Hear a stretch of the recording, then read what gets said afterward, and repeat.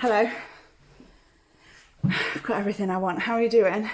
It's Eleanor from Knit Nottingham. What an interesting angle. What ugly colours to have. Let's put it there. That's better. How are you doing? I'm doing all right, thank you. I know it's been a while. I did actually film, edit and upload a vlog, but I never pressed go on it and now it's out of date. Sorry, everybody. Well, since we last met in this particular place, I'm now medicated. I have ADHD and I am now medicated. And it's made a big difference, but we're just about to double my dose and see what that does. Because the first day was like wild the first time that, well, no, it was like the opposite of wild. As in, I sat down and I did my work, and I definitely feel a bit different, but I just need more drugs.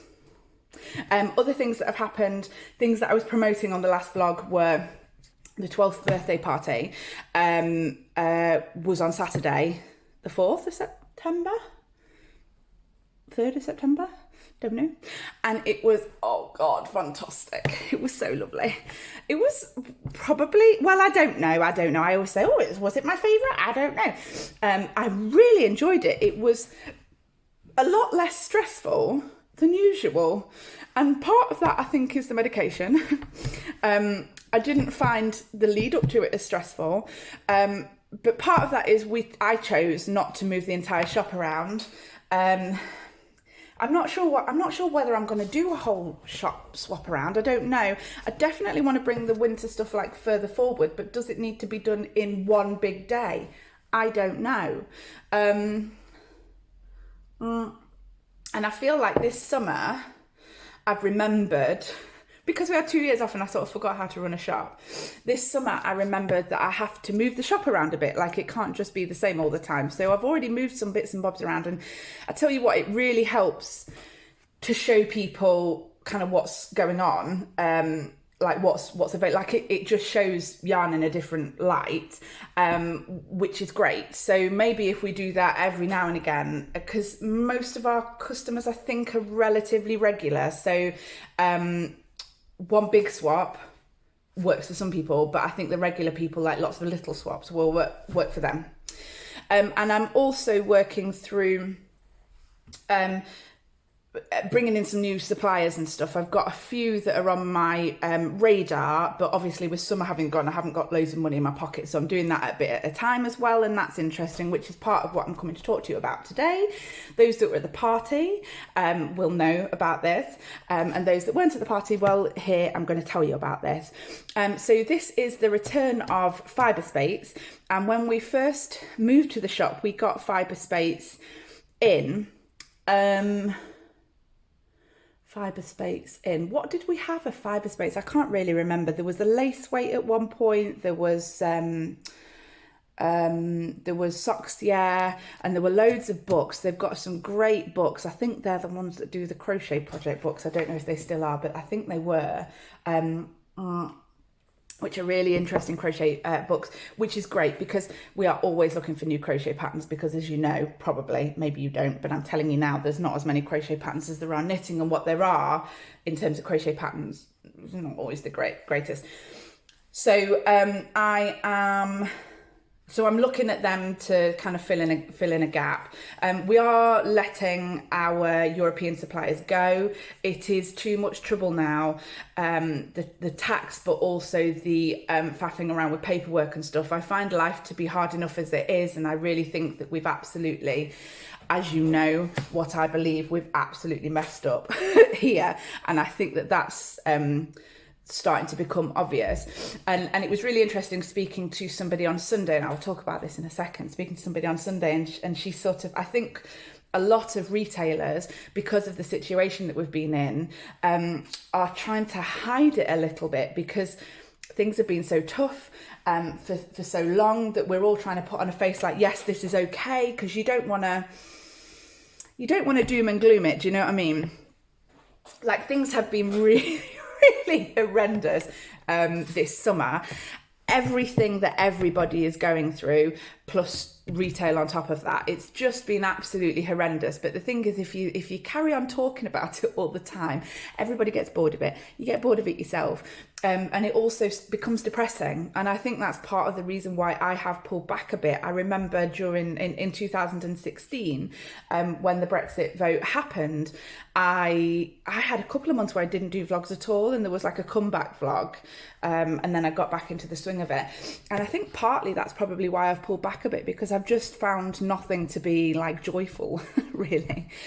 So I was speaking to this woman on Sunday, talking about how I think retailers have hidden it a little bit, but I know you can definitely see things in the supermarket. There's less food around.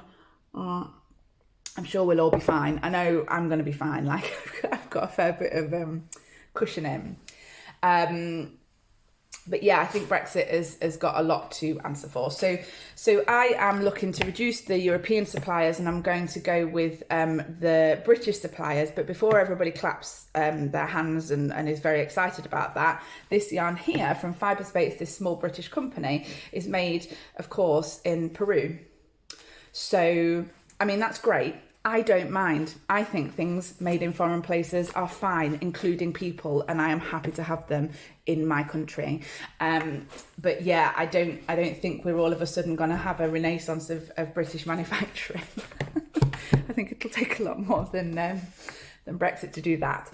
Anyway, so that's a perspective. It's not my full perspective. I sort of stopped talking about it because it just caused some furore, but please know that if you are interested in being an arsehole to me, I am happy to block. Like, I don't have a lot of time in my life to argue with people on the internet. So you can disagree with me, you just can't be an arsehole, because I'll block you. Okay, right, my goodness, that wasn't where I thought this was going. Anyway, so let's go. So we've got this new yarn in.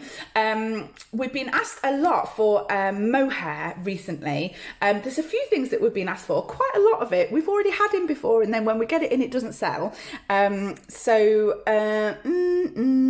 decided, and I feel like maybe the last couple of years, I feel like I went a little bit with like popular demand, and that didn't really work for me. So what I'm trying to do now is revert back to sniffing out what I really find exciting. And so I've been asked a lot for mohair. Lots of the students, so that must mean that it's coming up for fashion stuff in the next couple of years, because they're looking further ahead than we are. But also other people that are looking to use 4-ply and sort of hold it together and that sort of stuff. Mohair has, I mean, it's been around forever, hasn't it? But last, probably 3-4 years, mohair's been really popular to kind of hold together and get that sort of cushy feeling, smooshy wooshy feeling. There was a mohair that I was going to get all set ready to order just before the lockdown, but it was an Italian mohair, and again, European brands are kind of off the market now. So I had Fibre Space in my head. I didn't exactly know what their range was anymore, because it's been about 4 or 5 years since we've had anything from them. And so I requested a kind of shade book type thing. And out of the information that I found, this was the one that caught my eye. So I thought, right, let me spend £400 and kind of get a nice little collection. So the collection that I've gone for is the Cumulus, and it is actually not a mohair, although, let me get one where maybe you can see the strands. That's a bit better, but if I hold a strand. So if you are familiar with the Rowan Kid Silk Haze, which is the only Rowan yarn that I have ever really liked.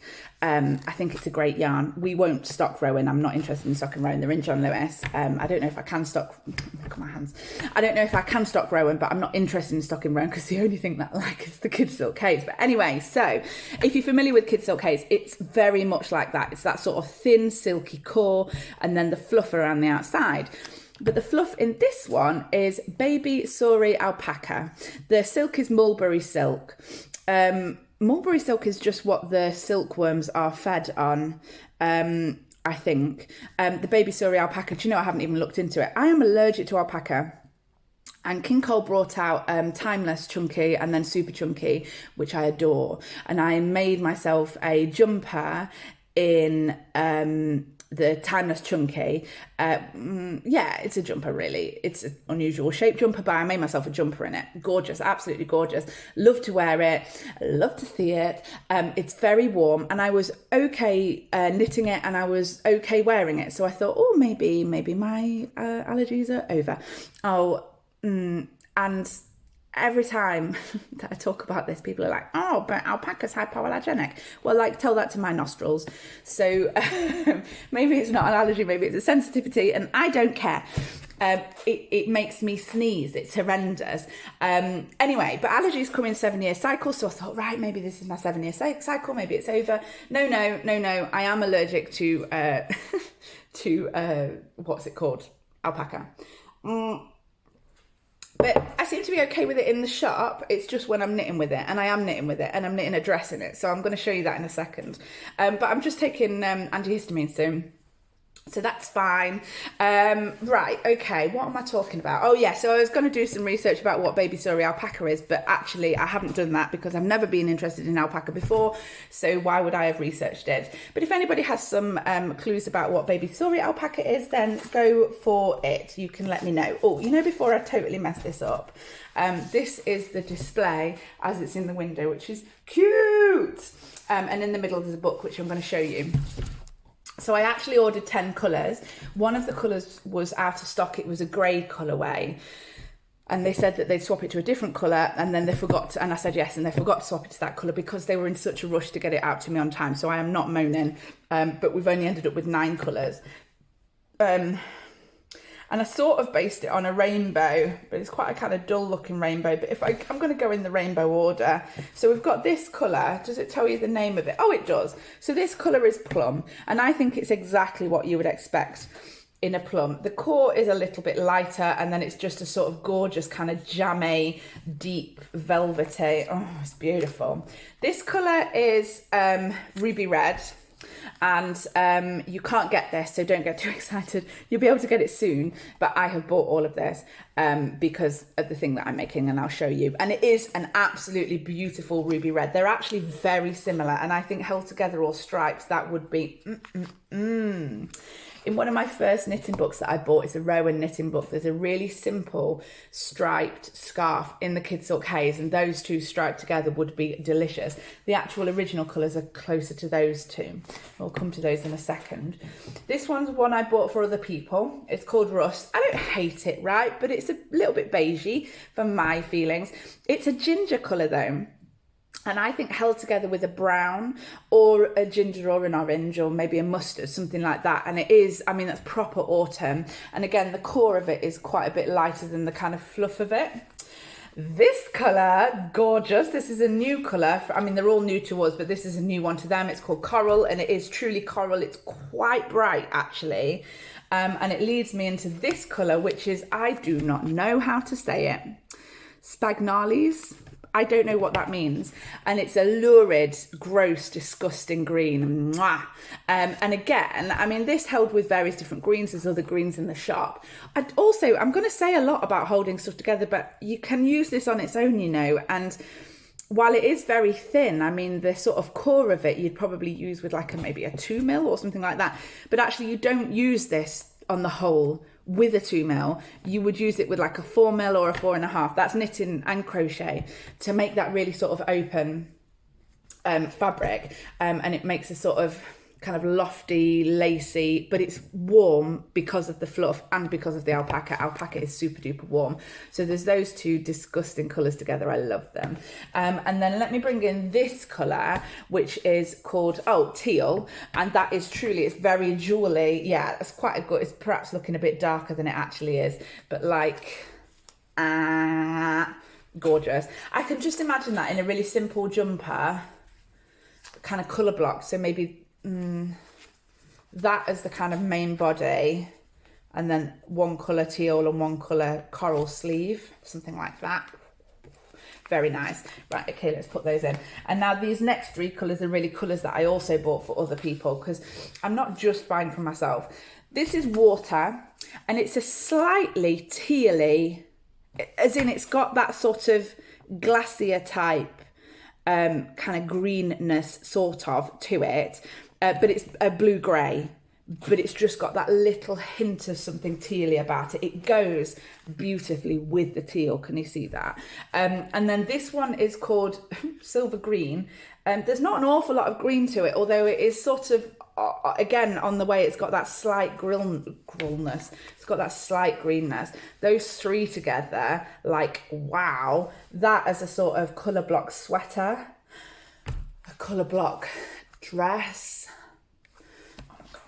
And then the final colour, definitely bought this for other people, not for me. This is called Natural, and it's a creamy beige. It's actually, it's a really, really warm colour. It's like a warm beige, and I don't hate it as a second to quite a lot of other stuff. Like, basically, it'll go with almost anything. So also, you could be holding it together with something. And I'm going to show you a pattern in the book where you hold multiple of them together. Not that one, is it?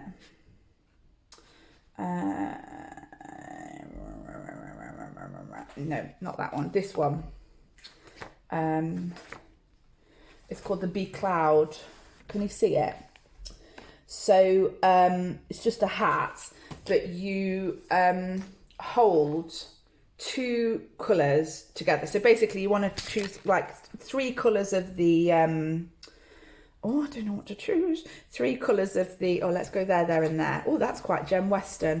You want to choose three colours of the Cumulus, and you hold this one and this one, and then this one and this one, and then this one and this one, and that's how you do your stripes. So they're always sort of intermingling with each other. It's cute. It's a really cute. It's a really cute idea.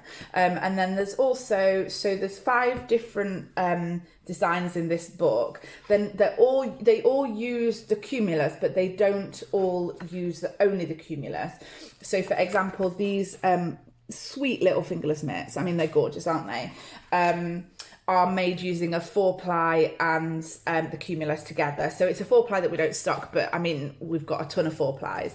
Then there's the hat that I've just shown you, which is just the Cumulus on its own. And then this one's very sweet. This is a t-shirt. I don't know how well you can see it because of the dark colour that they've chosen, but I do actually think that looks great. You can get your dinner down, but you probably won't be able to see it. And it's just the Cumulus on its own, but it's knitted on a 4mm needle. It's knitted in the round, and the sizes to fit are 32 through to 50. So you know when King Cole's talking about size inclusivity, we've got a little bit of it here. Not perfect, but better. And then Le Pontine. Cute. I mean, I always love a sort of zigzaggy, rick-racky type thingamadoodah. And this is an irregular chevron wrap, and it's striped. It's Cumulus, striped, seemingly randomly, but actually there's a sort of layer to it. A sort of, oh, I see. Yeah, seemingly randomly, but they've written out their rows that you need to do. A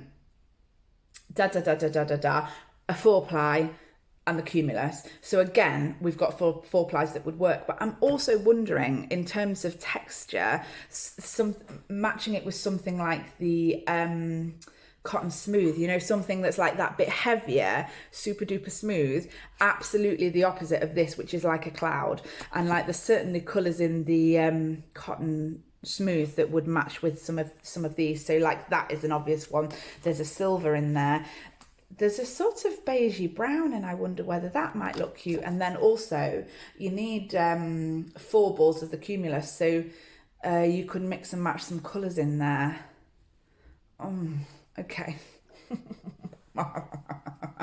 And it says irregular chevron, because you know how usually you'd expect chevrons to be like a decrease, a certain amount of stitches, an increase, a certain amount of stitches, a decrease.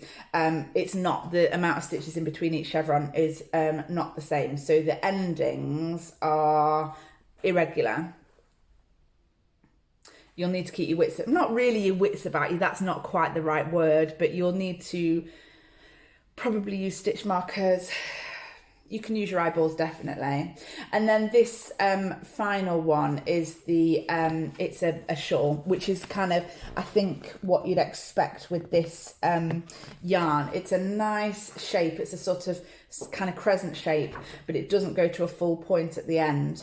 It does have some bubbles on it, it has some lace on it. I think it starts in the middle, as you sort of expect. And there is a chart. Yeah, there's a chart. So that's nice, because I always, lace is better with a chart, I think. And that takes 4 25 gram skeins, so 100 meters, no, 100 grams altogether. Yeah, so that's that book. You get all 5 of those patterns, and the book is £12.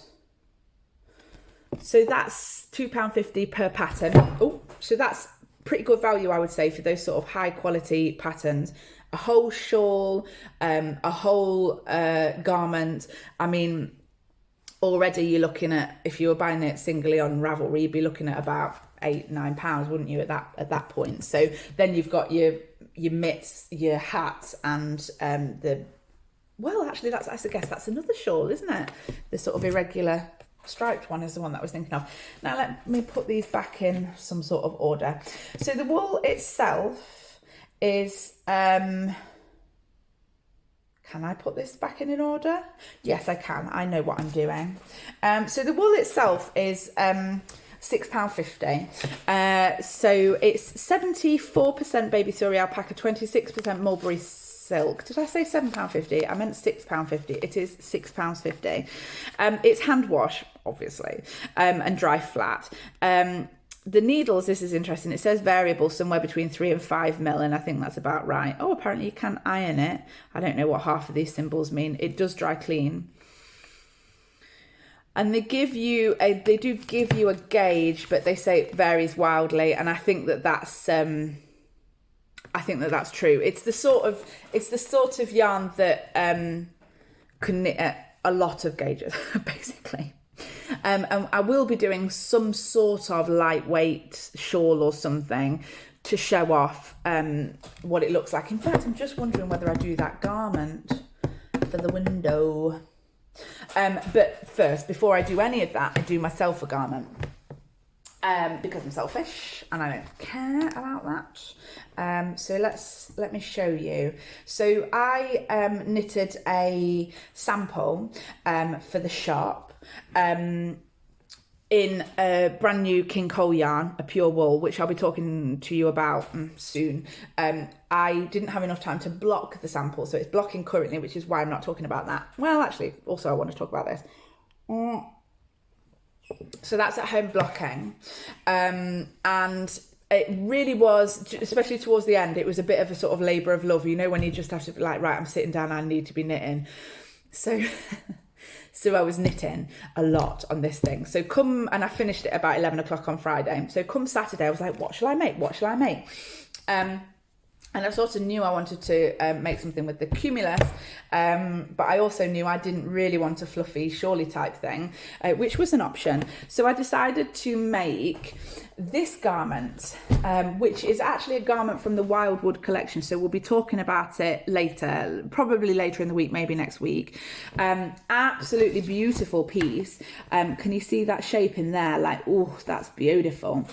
But this is a chunky, and the yarn that I'm doing it with is Forest held with Cumulus. So you can see it there at the bottom, held with the Cumulus. Can you see the fluffiness? And then there at the top, I've just done a little bit of the Forest on its own, so you can sort of see the difference. I knew that it wasn't going to show up very well. I mean, the lighting isn't great here, but that's okay. It feels divine. I can't tell you how beautiful it feels.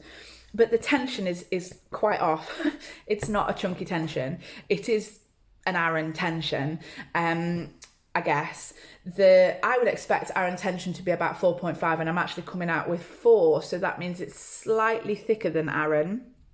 Those stitches are slightly bigger. Does that make sense? A lot of people question the forest because it feels quite thin, and they question whether it is an Aran tension, and it very much is an Aran tension. It's not a heavy Aran. You can see those holes through it. It's quite a lightweight Aran, but actually when you measure those stitches, it's an Aran tension.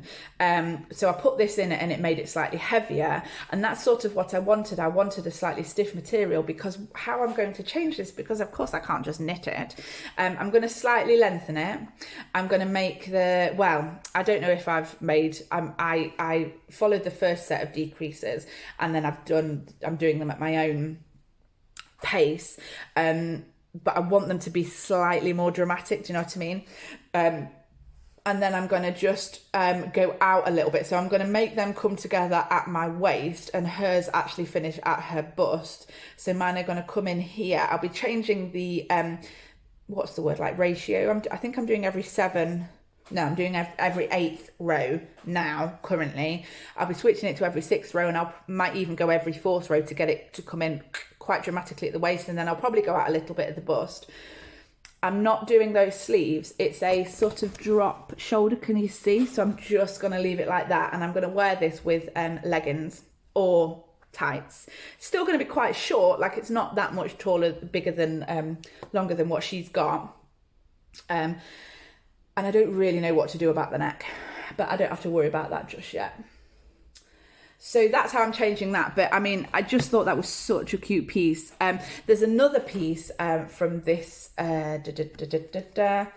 collection, which is a garter stitch jumper and a garter stitch cardigan on the back, short sleeve, like a jackety cardigan, which sounds strange because it's short sleeve, but anyway, and that's already sold out, so we'll have to get more of that. The wildwood went really well.